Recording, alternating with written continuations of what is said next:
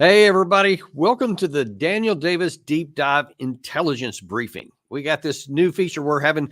We're going to continue to have it every Friday. We kind of showing you what did we learn this week? What are some of the big issues? And then we have some specific intel that you haven't heard about. And this week we actually have a treat. We have former CIA officer Mike Dimino with us back again, one of our growing favorite guests here because he's got a great mind for intelligence and understands how to analyze things and can see things that you don't see on the surface or so, which is why he's a perfect fit for a deep dive here. And Mike, grateful to have you back on the show today.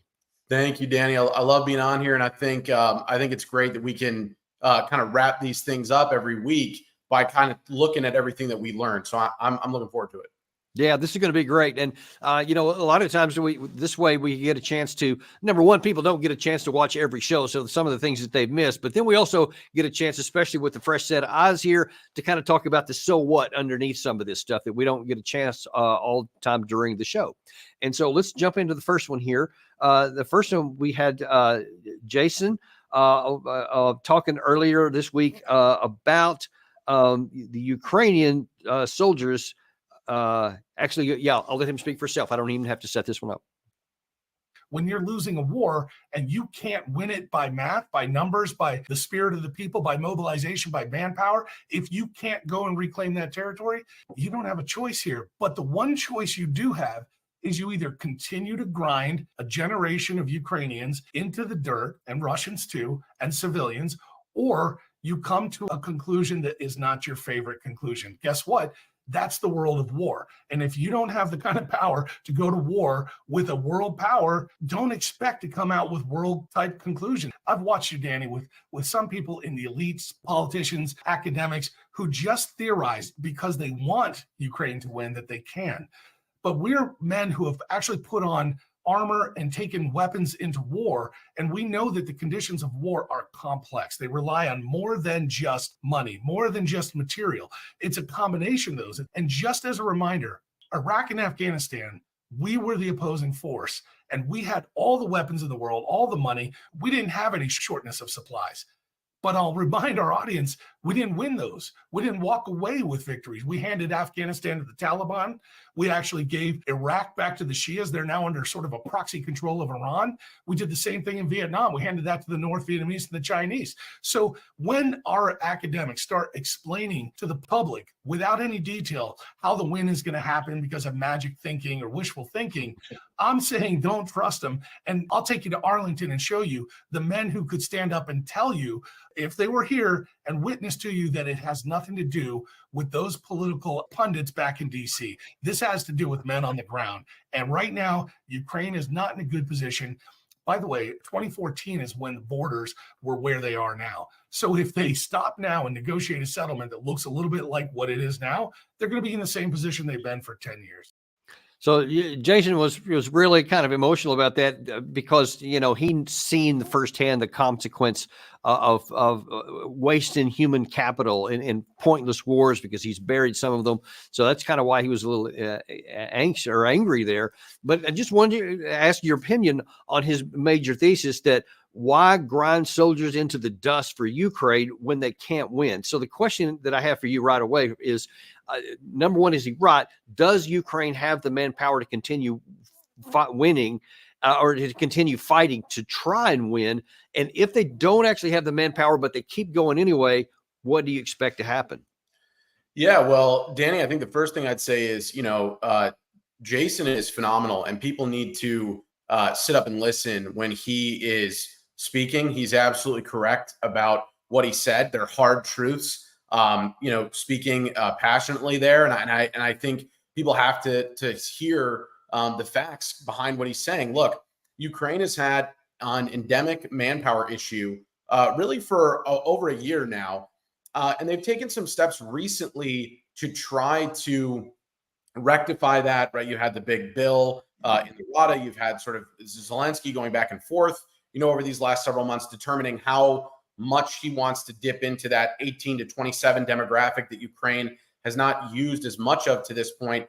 And I think he's been, somewhat concerned about that the way that any other head of state would be, in the sense that if you start dipping into that, younger and, core demographic, you also risk potentially causing societal unrest, potentially some kind of civil conflict, right? If people are, being conscripted at very early ages and they're not willing to fight. So we have to, see how Ukraine ultimately moves forward with some of these manpower decisions. But I think the bigger issue is, Danny, if we define winning as taking back all of occupied Ukrainian territory to include Crimea, based on Ukraine's military capabilities and manpower right now, they are not able to do that militarily. Those are just the facts on the ground. And there are a number of reasons for that go beyond just manpower, right? I think when we talk about sort of the offense defense pendulum as far as military affairs go and sort of technology and things like that, I think the pendulum has swung squarely back in favor of the defender. And that would go, again, that's ubiquitously here. That would affect Russia and Ukraine. Look, it's very hard to generate force when you have manpower issues, and it's very hard to mass that force together and punch forward and take land when you have ubiquitous loitering munitions and drones that can, pick you off anytime you try to pull your forces together. You have to get used to operating in a more dispersed fashion that can make communication very difficult. It can make, as you know very well, Danny, much better than I, actioning commanders' intent on the ground very hard if your forces are more scattershot. So, these are all the realities of modern war that, to Jason's point, they have a way of rearing their head, right? They have a way of showing up. And, we can try to talk about all these things on the edges about, well, maybe if they had this system or this variant of this missile or that variant of that missile, it might help them. But I think you've even seen comments from Secretary of Defense Austin over the past couple of weeks that I think were spot on, that said, look, even things like long range, fires and things like that don't have a big impact on what is going on the FLOT, as we call it, the forward line of truth, and that's where Ukraine needs to make progress if, again, the objective here is to take back and hold all of that territory. Yeah, that's where they would. But as you said, and that was a theme of my week on really almost every topic we talked about. And I think it's even going to be in one of the clips we're going to show in a minute ago, is the absence of a strategic vision. What do we even want to accomplish? We'll see how that plays out in a second here. Gary, I'm going to throw you a bit of a curveball here, and I'm going to change the order of something. If you can bring up the comment by Jack Keane, which I think was from earlier today, I want to play that before we play the next clip. Can you roll that? Here we go. The Iran conventional military is not strong. We've laid out the case: weak Air Force, weak Navy, land forces, poorly trained, poorly equipped, although they got a lot of numbers. The thing they've always invested in, rockets and missiles. And what we saw the other night, Saturday night, was absolute major malfunction on a part of their missile force, which contributes to the problems their other forces have. That is why I have said from the outset, we can take advantage of Iran's major vulnerability, which is their conventional military force, by hitting them in a very limited way and suggesting to them, if you don't shut your proxies down, we're going to continue to do this. And we've never tried it. So I'm going to come back to that issue about the major malfunctions of their equipment in a minute. But the bigger issue here, this is something Keane says a lot, and a lot of other people do. They say how weak Iran is, and so really it's easy for us to go after them. But one of our other guests this week, we learned, Doug McGregor, says not so fast. Who looks weak? The regime in Iran looks weak. And a way to pin that down is for Israel to go after Iran's nuclear weapons program, which I think it can destroy or disable in very substantial part, if not totally. So many are saying it, that all you got to do is just go in with a few missiles and bam, nuclear program over, and Iran's put back in their box. The Iranians have gone to great lengths to put their nuclear program underground. They are a nuclear threshold state. That means that they have enough enriched plutonium that if they set out to build warheads and mount them on their existing inventory of missiles, they can do it. Every intelligence organization that I'm aware of that's looked at this carefully has said they are not there yet. But they are in a location with these capabilities that will be very difficult to reach. And that's why several people have suggested they may use nuclear weapons, even if they're just tactical nuclear weapons, 5 kiloton or less, in order to inflict real damage, because conventional bombs won't do the job.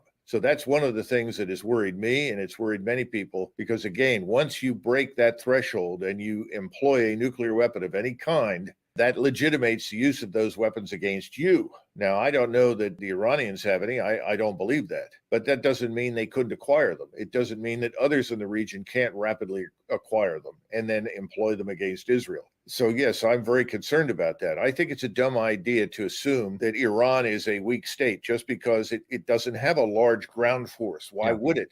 It doesn't need any territory. It's not bent on conquest. Everything the Iranians have done is to secure what they have and to help and secure fellow Shiites. That's what they've been about. And everyone acts as though that is unambiguous aggression against God and the whole world. Well, that's just nonsense. So even Doug agrees with Keen that the Iranians have a weak ground force. But I know this is an issue we've had you on the show to talk about before. What about Keen's contention that the missile forces are also very weak? Yeah, well, again, there's a lot of nuance here that we got to kind of push through, right? I mean, multiple things can be true at the same time, even things that seem contradictory. And if you have experience in the intelligence business, you know that is a daily experience to sort of, live in that state of mind. So a couple of things here I think are important. One, look, it was a very well choreographed air defense ballet that we saw on Saturday. There's no doubt about that. The United States primarily was the one shooting down most of those UAVs and cruise missiles and MRBMs. But you have to remember a couple things there, right? And there was a very good piece that was put out by the Modern Warfare Institute at West Point that sort of addressed this. You don't really want to live in a world where you have to replicate that performance on a day-to-day or weekly basis. For one, some of the estimates that they put together showed that all in, just for Saturday, the cost of that air defense operation was likely to exceed $1.5 billion. So again, incredible. Right, there's a significant cost there financially, logistically. You also, some folks that I spoke to that are still in government, I'll just leave it that way, also said that there was a bit of a scramble last minute to fly in some additional air defense interceptors, right, munitions for these air defense platforms just in the last 24 to 48 hours before we saw Israel's response on Iran yesterday. So, again, you don't want to live in a world where you are relying on the availability of that ammunition when you have to fly potentially, to Europe to pick it up or something like that. And then on top of that, in a situation where there are competing priorities strategically for, Patriot missiles and for a lot of these more advanced capabilities, right? I mean, the Ukrainians need them. The United States needs to be cognizant of those requirements in the Indo-Pacific when it comes to China and Taiwan. So, I think the issue there is, yes, it was a successful performance. I don't think anyone's denying that. The bigger issue is, can we replicate that, dozens of times over again? And really, do we want to live in a situation where things are so escalated that we sort of have to be in a posture to do that? Right. And in fact, your comments here perfectly dovetail with what we have already queued up next from Chaz Freeman, who's talking about this issue. He's going to go into even a little more detail than you just did on what all was necessary to make this one happen here. And as we listen to it, what I want you to talk about on the backside of this is what would happen if this was a war, not just a one-off action, but you had to sustain this. Check this out. Israel had to mobilize all its forces, go on alert, panic the population, and draw on the full strength of the United States, United Kingdom, and the intelligence support of Arab countries whose territory these drones were crossing. You think we can, if it is 1,500 missiles next time, what is required to defend Israel against 1,500 missiles as opposed to 300 is beyond our capability. The 1,500 he was referring there was one of the initial comments from the Iranian regime that said that if Israel attacks them on the other side of that 350 missile and drone barrage, that the next one would be maybe 1,500. So that was where he was talking about there. Can Iran actually muster that much in a counterstrike? And do either side have the ability to actually sustain a war like what we've seen in Russia and Ukraine, where it could go on for more than a year? Yeah, well, a couple of things there. Any number of launches by the Iranians in a strike or a counterstrike are always going to be limited by the number of launchers that you have. So, 1,500 at once would be very unlikely, given that we believe we know Iran has, anywhere between 100 and probably at the high end 300 launchers for these missiles. Now, again, first of all, we learned after what we saw on Saturday that the Iranians have more launchers than we thought they did. So that's an important note. They couldn't launch 1,500 of them at once, especially if we're just talking ballistic missiles. But what they could do, Danny, is not sort of a Goldilocks option like I called Saturday, but they could fire on the same launchers, right? Go for hours, go for significant periods of time where they are leveraging all of their capabilities. And you have to remember too, they have tens of thousands of one-way attack drones, tens of thousands of them, right? They've been exporting them in significant numbers to Russia in the Russia-Ukraine conflict as well. And so that's another capability that they could leverage. I think if you saw a bigger Iranian response, you would see more missiles. Again, maybe not 1,500, but you'd see probably, 2 or 3 times the amount you saw on Saturday, plus more of these UAVs and cruise missiles. Plus, let's not forget Hezbollah and other Shia proxies. I mean, Hezbollah has, hundreds of thousands of rockets and, hundreds of Fatah 110 ballistic missiles of their own, right? So again, we don't want to be in a situation where we are now normalizing, direct strikes and counterstrikes, on the territories of Israel or Iran. So I think, again, our American troops.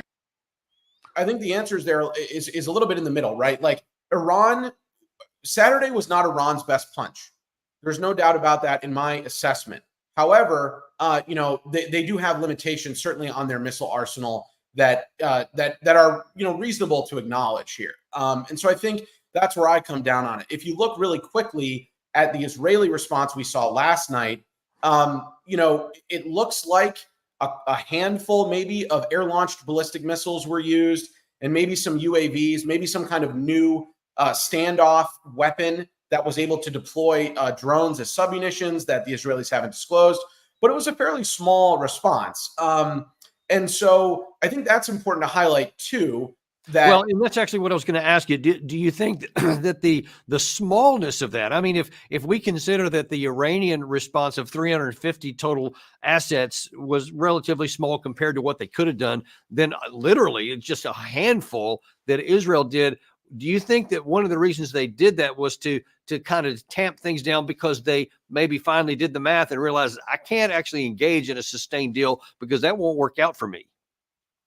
I think that's plausible. I think they were looking for an option that was not going to be on the far end of maybe what they wanted. I think when President Biden made it very clear that the U.S. was not going to join in, that really limited, the military options for the Israelis, right? If you can't count on U.S. Refueling or U.S. support or some kind of joint mission, your options sort of get tamped down inherently there.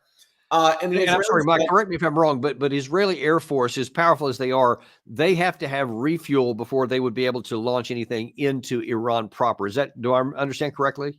Yeah, so the Israelis do have a very good Air Force. There's no doubt about that. But they only have one squadron of 707s, of very old tankers that they've actually been trying to get replaced with the KC-46 platform as soon as possible, because the Israelis themselves know that is a huge weakness when it comes to projecting power in the air for them. So they only have about 6 or 7 tankers total, and I think about 3 or 4 of them have been either cannibalized for parts or they've been kind of in and out of maintenance. So they don't have a huge tanker fleet right now. So it is interesting as we learn more about the exact CONOP, the exact concept of operations here. Whether this was staying in nearby airspace that they could, view as permissible, right? That they can get over, whether it's Syria or Iraq, and conduct, standoff strikes.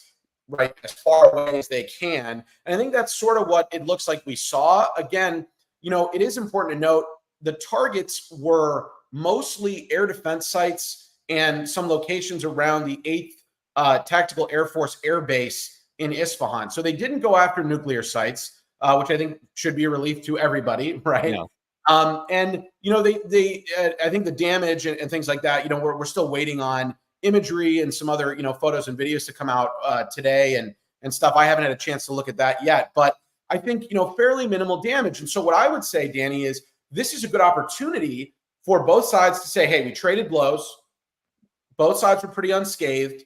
Let's get the off ramp. Let's de-escalate. And I think the fact the Iranians are already downplaying this and denying it would suggest to me that Iran wants to go forward and de-escalate as well, because of course, again, we know how geopolitics works and the cloak and dagger stuff.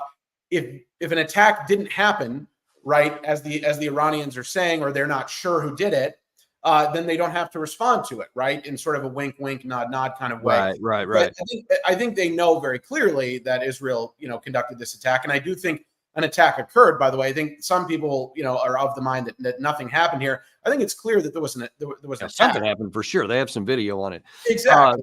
Now let's move on to the next topic here. So next we had Colonel Jacques Beau, part of your tribe, a former intelligence officer for NATO. Has been one of the growing popular guests we have on our channel.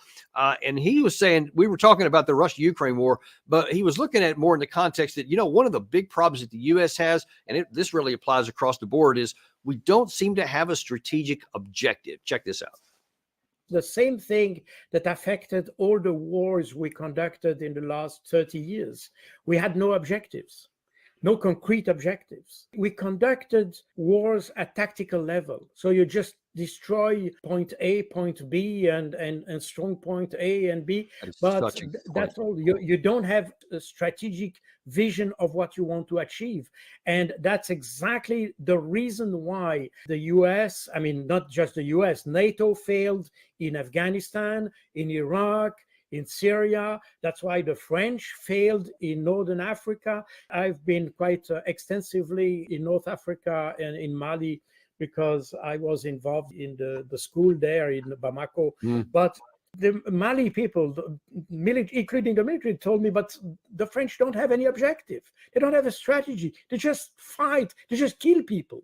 But it's not a strategy. And I can tell you with 100% certainty, because I had 2 combat deployments in Afghanistan, and I can absolutely vouch for what you're saying, because we had tactical objectives, tactical operations, but nobody ever said, ever, and I listened and looked for it, if the U.S. military or the Allied military forces accomplish this, that's going to determine the end of the war. That's what success looks like. It was purely, all right, you got 12-month deployment, and you're going to accomplish this while you're here, then you're going to rotate out. The next guy's going to come in and you can conduct more tasks, but nothing about here's what victory looks like. Same thing in Syria. So we went into Syria for an attainable military objective to deprive ISIS of its territorial holdings in Raqqa, in Mosul. They did that, and then they stayed, because now then there's no more objective, but there's no in-state objective, and we're just there. It's horrible. Well, and Sun Tzu, 2,500 years ago, used to say, tactics without strategy is just noise before defeat. That's exactly where we are. We are just making noise before defeat. That's exactly what the Ukrainians are doing, exactly what we are pushing the Ukraine into, because we never achieved a sound objective. I have probably to be just on that, in the sense that we had objectives, but based on false assessments or a bad assessment of the situation of Russia.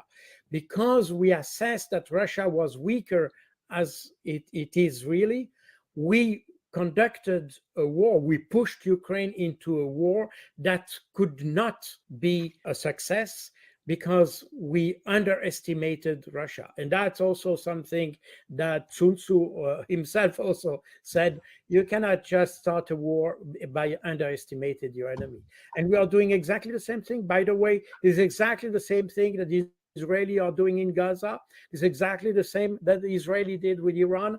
We are always, because we have this kind of Western hubris that we are the best ones because we have democracy, we had performing economies, and we have a higher standard of living. We think that we are superior and we will just be able to win simply because we are a superior political system. But the reality is that a military war needs wage against an enemy. The enemy can be as good as we are, probably not with the same political system, probably not with the same economy, probably not with the same standard of living, but it can achieve success because it has an objective, because it has a strategy, because it knows what it wants to achieve. And that's exactly what we don't know.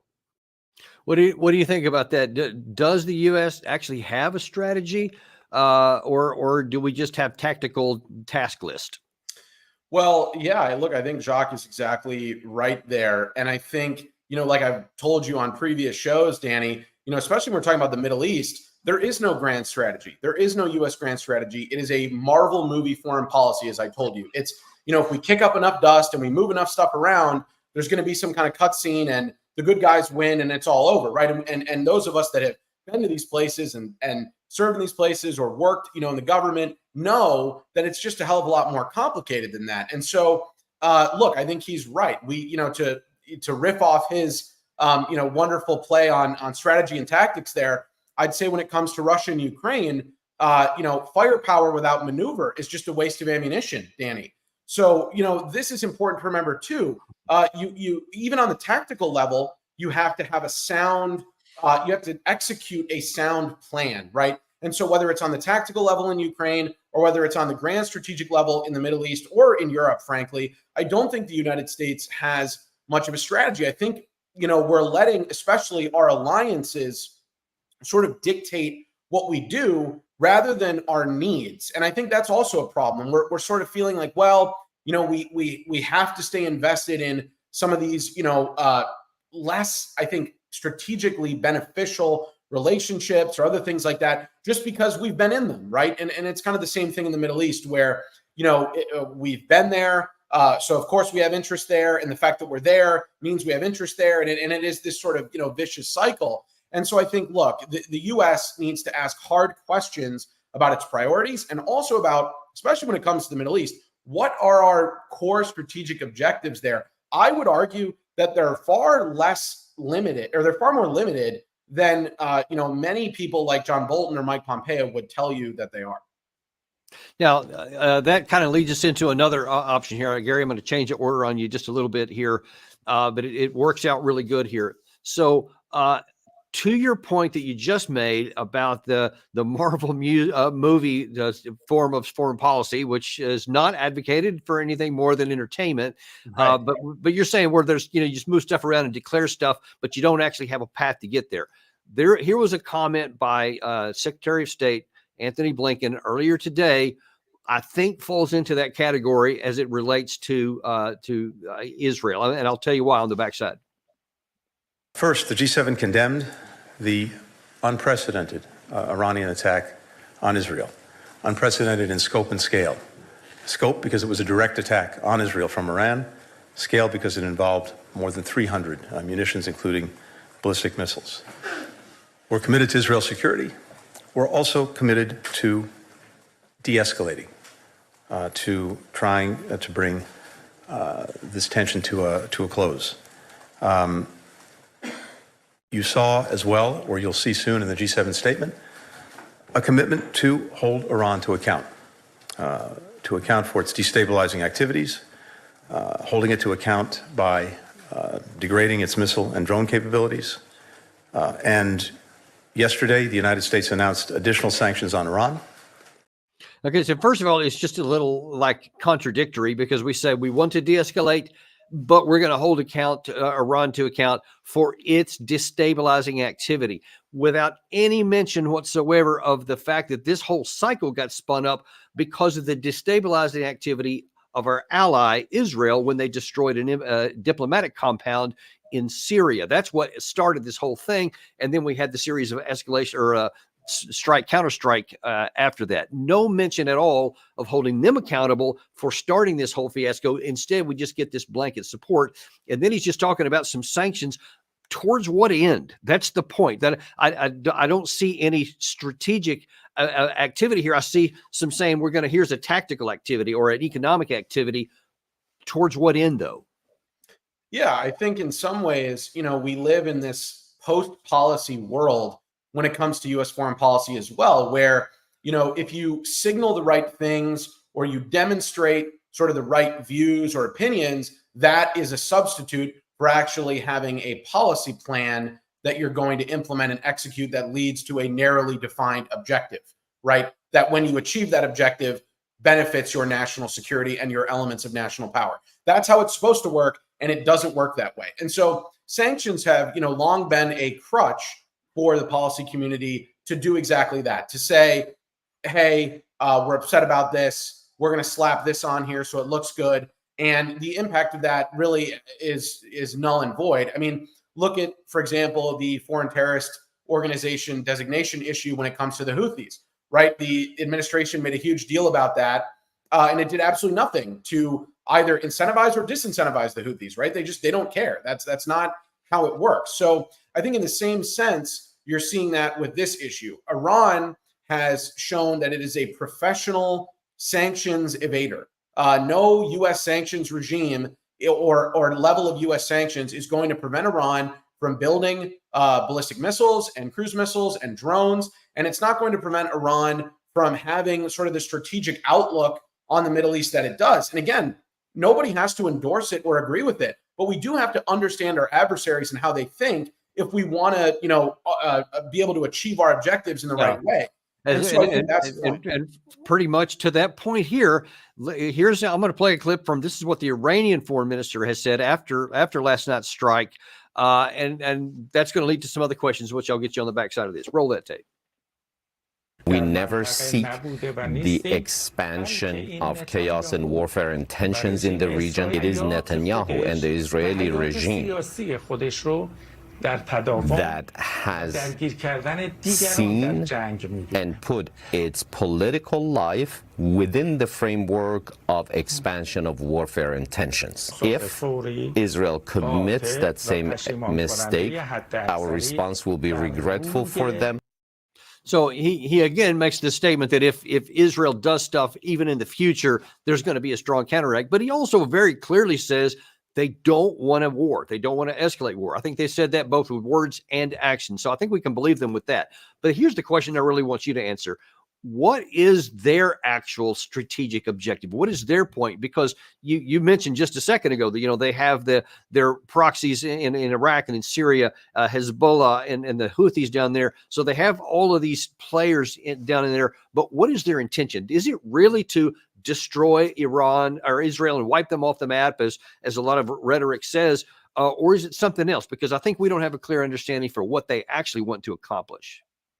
Yeah, look, I think when you're studying any state actor, you have to parse their words very carefully if you are going to understand what we call, in the intel world, your plans and intentions, right?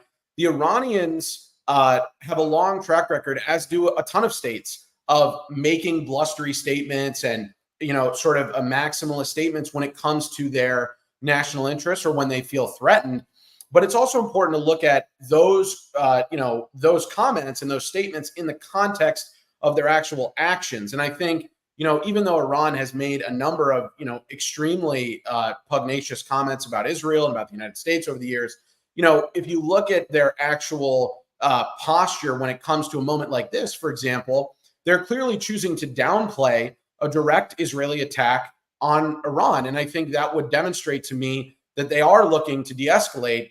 Again, regardless of anybody feels about Iran or about the Iranian regime, you can't deny on a strategic level that they are looking for an off-ramp here. Because again, I think they've recognized, like you've said, Danny, and like we've said many times over the past few months, Iran does not want a war with Israel. They don't want a war with the United States.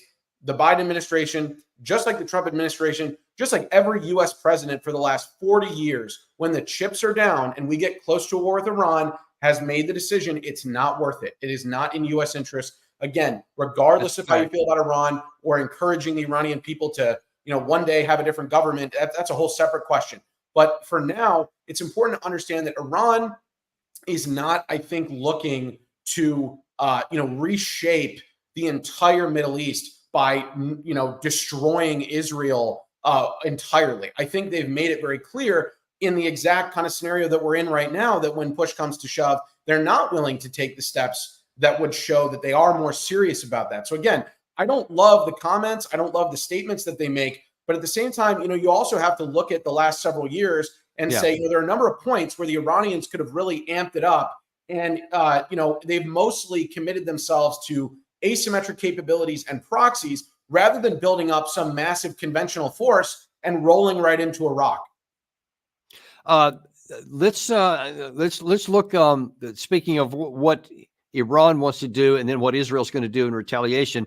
A lot of this always goes back to the issue with Israel and Hamas in the Gaza Strip. I mean, the whole thing with Hezbollah, that skirmish going on is directly related to what's going on there. The Red Sea issue, and then now our shots with the Houthis, all of it directly goes back to here. So there's been kind of a pause for a bit of a time when Israel withdrew a lot of its troops from part of the southern area of Gaza, but it's always been, at least claimed out in public, that it was in preparation for an offensive into Rafah. And there's been lots of emotional comments back and forth between the Biden administration and the Netanyahu administration in Israel. But it seems like that they're getting ready to go into that. And kind of lost in yesterday's news with all the issue of this strike back into Iran was some action that took place earlier in the day, where there was a delegation from Israel in the White House meeting with senior U.S. administration officials on the issue of Rafah. Shortly after that meeting, Israeli media were reporting that there had been a deal struck, that the U.S. was going to, quote, green light an option for Israel to go into Rafah to do that, even though we've been against it, in exchange for a promise not to strike hard into Iran. Now, a lot of people said, well, that went up in smoke as soon as Iran fired. But I argue that might not be that simple. And this is what I want you to weigh in on. At best case, and I understand you don't have any secret intel into either capital, but putting your intelligence hat on that you wear so well, where do you think this is going to go? Because Israel didn't strike hard into Iran, and I think that they wanted to. I think that there's evidence that they desired to strike harder, but it looks like they were talked out of it. So the question is going to be, what happens next in Rafah? Because Israel's got to do something. They either have to go into Rafah, or they have to just say, all right, we're not going to do it. And then where does the war go? So they're in a big conundrum. Where do you think this goes in regard to Rafah next? Yeah, it's a great question, Danny. I think right there, what you just laid out, that's where everybody's attention needs to be right now. Because, again, whether you believe, the sort of report that was in the Jerusalem Post, that, there was some sort of back channel deal between the U.S. and Israel, where the Israelis would not conduct a significant strike into Iran in exchange for U.S. support into, an operation in Rafah. Whether you believe that or not, you're absolutely right. There have been discussions at the White House on Rafah that have continued in recent days. And it does look like the Israelis are still intent on going forward with a Rafah operation that I think would be significant, right? This is exactly what they were talking about before everybody's focus kind of shifted to Iran. Right. And actually, for those who may not have seen it, here's a shot. I forget the date on this. It was probably more than a week and a half ago, where Netanyahu showed his very firm determination of what he intended. קיבלתי היום דיווח מפורט על השיחות בקהיר. אנחנו פועלים כל הזמן להשגת מטרותינו, ובראשן שחרור כל חטופינו והשגת ניצחון מוחלט על חמאס. הניצחון הזה מחייב כניסה לרפיח וחיסול גדודי הטרור שם. זה יקרה, יש תאריך. He said a lot of important things there. He said, we cannot win without going into Rafah. We have to do that, and there is a date. Now, obviously, there's been lots of issues going back and forth with the Biden administration, but he does seem absolutely intent on making that operation. What do you think happens if he does, and how might it unfold? Look, I think Bibi's objective ever since October 7th has been to use this opportunity to reshape fundamentally Israel's immediate security environment. And so I think if you have that objective in mind, you have to finish sort of the military operations in Gaza. I think they will take a fairly heavy hand in Rafah. And then what I'm really concerned about, Danny, is it's funny, this medium-term question over the past 6 months about Hezbollah and the north and Lebanon is now going to be front and center. And that's what I think we'll see happen next is the Israelis are going to go forward with an operation in Rafah. It's going to cause a lot of issues with the Egyptians. It's going to cause a lot of issues in the region, ironically, after most of the Arab world came together to defend Israel from those Iranian attacks on Saturday. So it's a very risky play here if you're Israel. I mean, you risk undermining some of that support if you go very heavy-handed again in Rafah in the aftermath of all of this. And I think they will do it, though. And the goal there would be to, push Israeli forces all the way to the border and then, leave pockets of forces behind to try to maintain security cordons in those areas in the south and in and around Gaza City. But then I think the bulk of Israeli forces are going to be looking north. And I think it will be that moment that we've all sort of wondered about, when does Hezbollah get involved? When does something happen, in the north that sort of causes, this whole other front to truly open? And again, yeah, we've seen, rocket fire and mortars and things from Hezbollah over the past few months. Sure. But I think Israel is going to take this opportunity, whether anybody, agrees with it or not, or likes it or not, they're going to take this opportunity to try to address not only what they view as sort of the threat from Hamas, but also the threat from Hezbollah in the north. And that's where it's going to get very interesting when it comes to what this administration in the U.S. decides sort of is, are we willing to join them in that? Are we willing to, draw any red lines on that? That's going to be a huge, huge question. Yeah. And, and I think from a military perspective, looking at the threat from Hezbollah. So as you mentioned a minute ago, they have reportedly over 150,000 rockets of various types, which could really do a lot of damage, especially if they're in coordination with anything from Iran. But really, even of their own accord, they could just do a lot of damage to the Israel, because the Iron Dome will have a hard time knocking down that many incoming rounds, especially if it's hit in sequential and overwhelming numbers. But the thing is that Hezbollah and you mentioned this a minute ago, the defensive form of warfare is a lot stronger than the offensive form of warfare. And Hezbollah is really good at defending in these areas. I mean, they've already had, they've got lots of defensive positions built up. They've spent, years and years getting these things prepared. But if they go offensive, they actually attacked Israel. I mean, I think Israel would just be, thanking God for that, because that would make their job so much easier to hit these guys out in the open. But I don't think Hezbollah is going to do that. They're not going to help them out. So they're going to hunker down. So the question is, what do you think would happen? How hard would it be for Israel to actually launch an offensive into Hezbollah to try to say push them back to the Litani River, which is what some have claimed? Well, look, I think for one, my big concern here is that the situation in the north is sort of inevitably heading to a major conflict, unfortunately, because of what you just said. The situation around the Litani River is not sustainable. Efforts in the United Nations to try to resolve this with various resolutions have not really succeeded.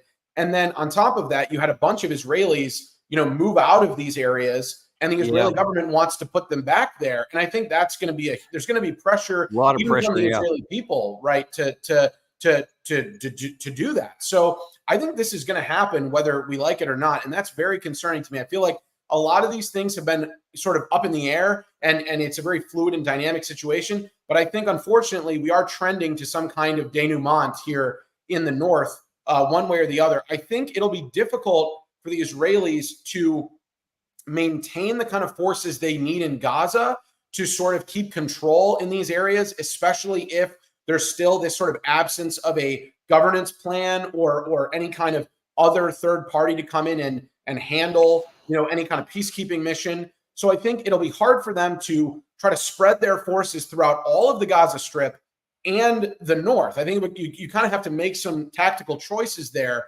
And I'm not sure how they're going to do that, because I think if you want to take a heavy hand against Hezbollah, you're going to need the bulk of your military force if you're Israel.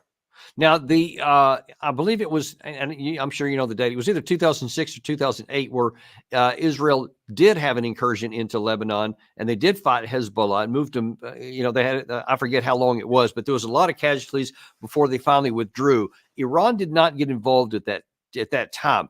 The conditions now are very different, and the fact that that taboo has been broken to where Israel or Iran did cross over and fire directly into them. So they've shown that they now are willing to do that under the right circumstances. Do you think that, or better question, what do you think the chances are that if Israel does what you suggest and launches an attack into Hezbollah, that Iran would stay out this time? I think it's unlikely that we would see Iran continue to sort of make the decision that they're okay with what is arguably their top proxy force in the entire Levant, potentially coming under, existential threat. So I think what you've said, Danny, is accurate, that some of the situations here are changing politically and strategically such that you may see Iran get involved and potentially conduct strikes on Israel if the Israelis went ahead with some kind of major push into Lebanon or to challenge Hezbollah. So I think that those are all major risks. And that's why, again, while it's good that I feel like we're sort of de-escalating right now in the aftermath of the very limited Israeli attack that we saw last night, we're not out of the woods yet. And right. That's the big issue is I think when more attention is paid to the north, the question of would Iran play a bigger role here when in the past, to your very correct point, historically they have not, I think is a big one. And I'm not sure that anybody can confidently say that the Iranians would stay out at this point.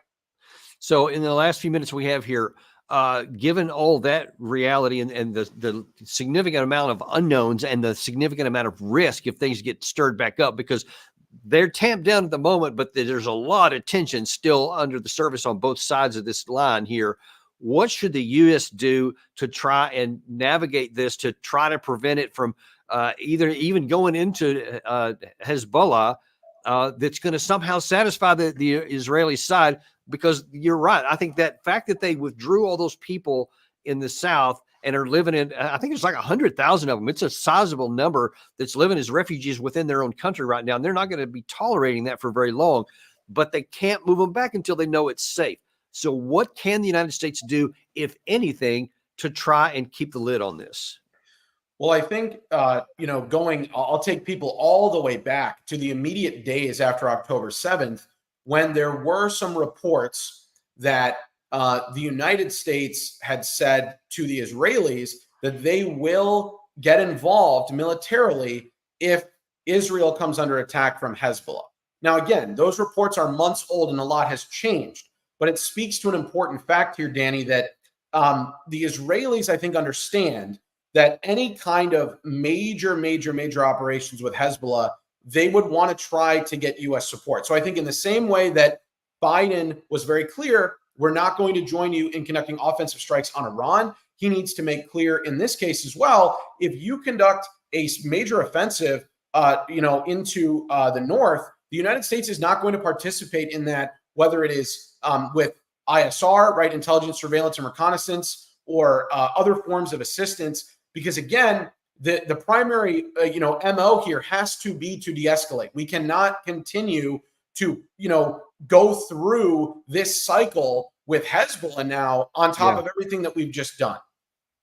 That's exactly right. And man, just even me asking these questions, you see how incredibly complex this is. And because of actions that have already been taken and things that have been said and done, now our flexibility, our ability to maneuver are so small.